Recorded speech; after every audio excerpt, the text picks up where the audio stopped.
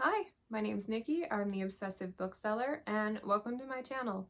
Today I'd like to review Darkness Unbounded by Keri Arthur. It's book one in the Dark Angels series, and it's a spin-off from Arthur's Riley Jensen series. The first time I read this book about 5 years ago, I rated it pretty highly. I gave it a pretty praising review. And even then, I admitted that I was probably just riding the high from the Riley Jensen series and not evaluating it on its own merit. See, that series had just ended, and I was feeling sad that I wouldn't get to revisit the world, and then a new book came out. I was so excited. I did not like it at all. Okay, that's a little harsh. I liked a few things about it. The beginning had an interesting plot and conflict to start out with.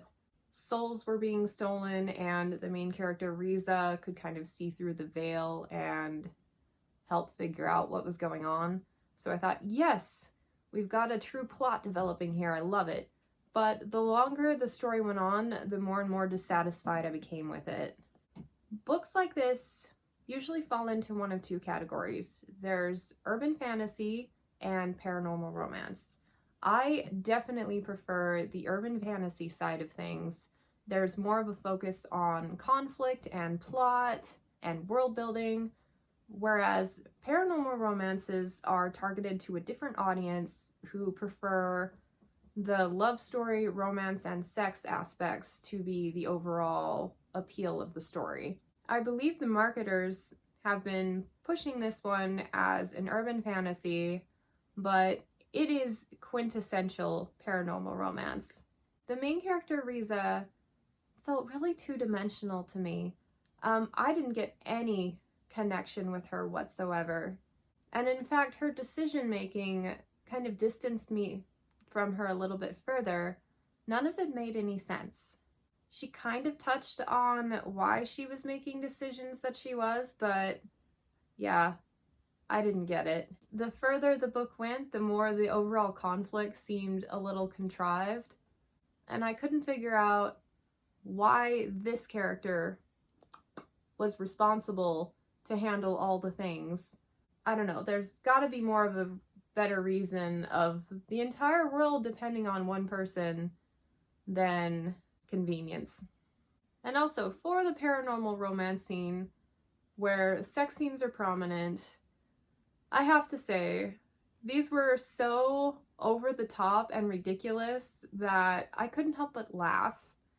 So even as a paranormal, not the best sex scenes I've ever read either. The best ones at least do a good job of showing a relationship development and kind of nurturing a relationship along the way, and then the sex scenes happen.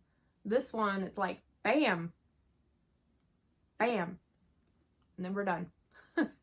For an urban fantasy reader and my personal enjoyment, it was a 2-star read.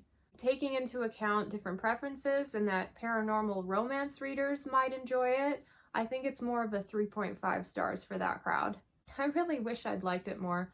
In fact, I've had a stream of reviews of books that I've just not been really into. Am I getting old and grumpy? Or just really picky? I think I am. So when I endorse a book as a 5 stars, like, I legit loved it. It beat out 50 other books that were just okay. Anyway, enough on that. Other books you might like. Start with Arthur's City of Light series. It is a blend of urban fantasy and paranormal. It's got elements from both, but I really loved the plot. I thought the character was super fun, and Arthur got more creative. My favorite from her to date. Another good, more paranormal one is Stray by Rachel Vincent. The character is a bit stupid in the first book, but there's enough other cool things going along that this series was a lot of fun. Bitten by Kelly Armstrong. I can't say too many fantastic things about the rest of the series, but this first book was so good that I was walking around the kitchen reading it while trying to cook because I couldn't put it down. Such a good book. Definitely more robust than this story, but if you like the werewolf aspect and the main character, this will be what Darkness Unbounded wasn't.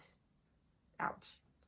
And if you really like this one, a comparable series that was a lot of fun is Blue Moon by Laurie Handelin, Night Creatures.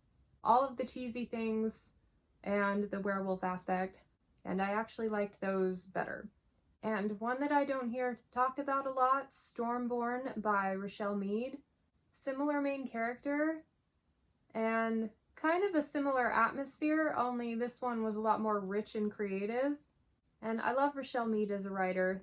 So that wraps it up. Thank you so much for joining me on this review, and I hope to catch you next time.